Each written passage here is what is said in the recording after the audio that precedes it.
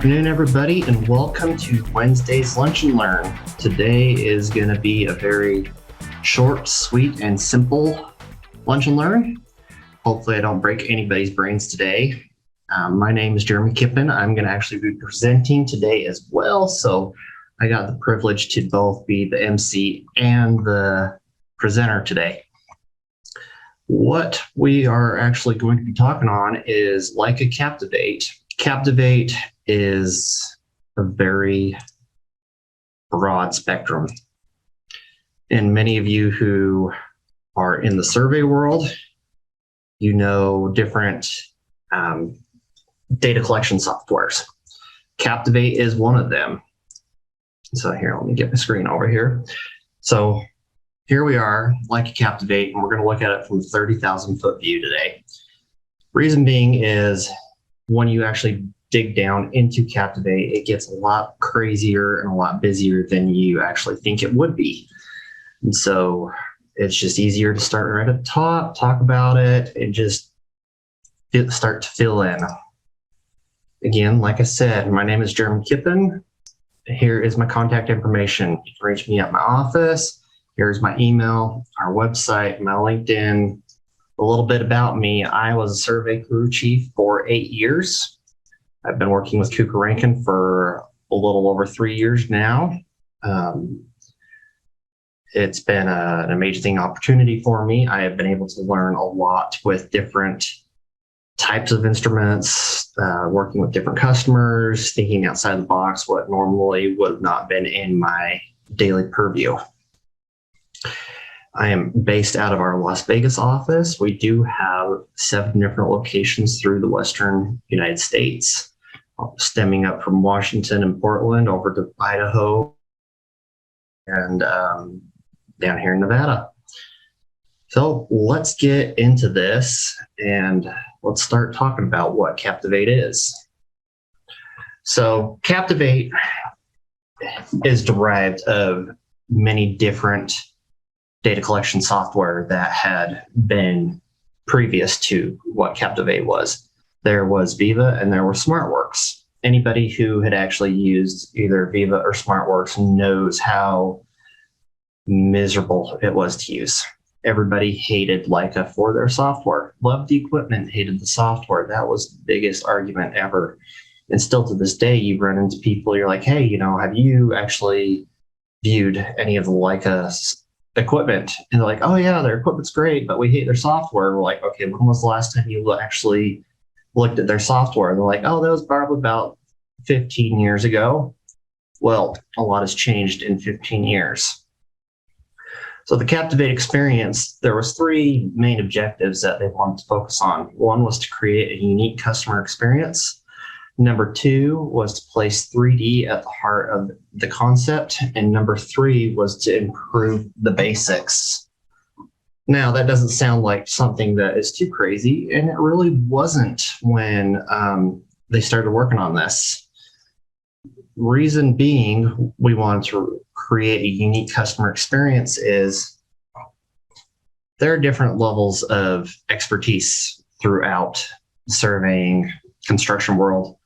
And when it comes to actually using data collection software, it can be as basic as recording where that point is that you say you want it, to adding a bunch of attributes and everything else to a particular point.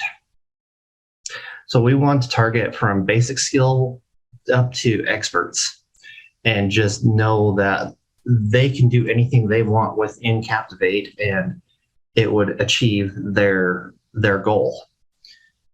One of the great things about Captivate is I've seen very basic surveyors go in and find how easy it was to use. I've seen surveyors who have surveyed for 30 years and get in there and they're like, this is easy to use. That was a big testament to me when I was working with a few longtime surveyors a while ago, and they loved how easy it was. They understood where everything was at.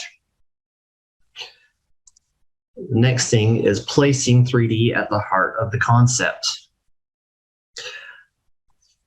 3D models, as many of you know, have been taking the construction survey world by storm.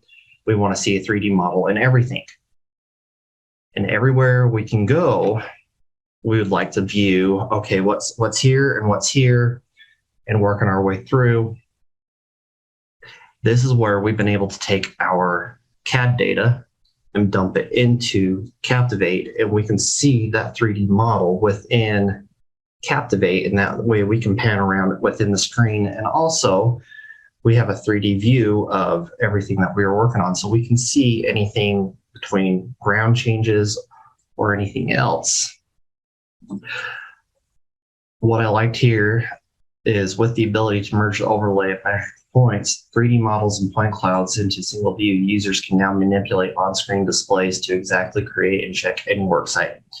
That is a huge thing, to be right there on the job, on the fly, and you can look exactly what you want to see and move right on. Now, one of the biggest things here was improving the basics. When you're actually surveying, it is interesting to find out what the actual basics are. Basics in surveying is feature coding, line work, staking points, and lines. Those are really your basic things in surveying. And one of the nice things about that is with the improvements and introduction of Captivate, doing certain things such as feature coding and line work was actually improved immensely, where you were actually having to do less work to add more information to the survey. And then when you could take it to the office, you would actually be able to take that information and put it into your CAD drawings, which then just gave you that much more information in the long run. This really, with improving the basics, that was probably one of the best things that they could have done with any of the data collection software when they were redeveloping everything. And coming from somebody who used both Viva and then went to Captivate, Captivate was a huge improvement over what was already some very great software. So now you're probably wondering, what instruments is Captivate actually offered on? Well, it is offered on all of our data collectors, so our CS20s, our CS35s, and our CS30s, as well as all of our toll and multi-station units, so our TS and MS60s, our TS16s, and our TS13s, as well as our FlexLine total stations, which is going to be our models TSL3, our TSL7s, and our TS10s. Now for the GS18s, this is a little different. It is the operating software, but however, you do not have an onboard display for the GS18 like you would with the toll stations. That just being your GS18 is your GPS unit. You're going to be using one of your data collectors, unlike the total stations and the multi-stations allow you to actually have the functionality of using just the onboard display on the instrument. Captivate, there's also another thing that works very well, and it is called Leica Exchange. Leica Exchange is one of those tools that has actually been around for a very long time, and it is continuing to be used with Captivate and with Infinity. This is a great field to office solution. You can be in the office and send your crews the data that they need, just quick, right on the fly. If they have any questions, you can send it right there. You both can look at it. You do need to have an instrument that does have access to internet. That is how everything is done. So if you're actually in somewhere where you have no cell service whatsoever, that is going to be a big problem for you. However, if you are able to be right there where you've got cell service, you can move on, get what you need, and then you can actually send the information back to the office. we can go into much further discussions as to what Captivate is. And that is actually hopes for the future to talk more about what can we do from here, and what different applications are available with Captivate and whatnot. So I'm going to step back and just, if anybody's got any questions, please don't hesitate to reach out, and we will hang out here for a few more minutes. Oh, all right. So one question did come up, and it's how much does it cost? Are there different levels? So the cost is a very broad term with Captivate, because there is a basic license that you do have to get with each instrument. But then from there, it depends on how much, or it depends on what applications you're going to need beyond that. Say if you're doing tunneling or if you're doing athletics, there is no set cost because it does change per instrument. So what's going to be on TS16 is going to be different than a CS20. And so the cost is going to depend on which instrument you are looking to add it onto. All right, Shelby, that's a great question. We can definitely help. A lot of times what we've done at KR is we have been able to, if there's been like a bug that you've been noticing within Captivate, usually if we're able to screen capture the problem that's going on and send it back to the development team at Leica, I don't know how many times, me being a surveyor, I have actually reached out to my rep with problems when Captivate came out, and we would actually get it sent back to the development team, and they would usually have a fix within a few days.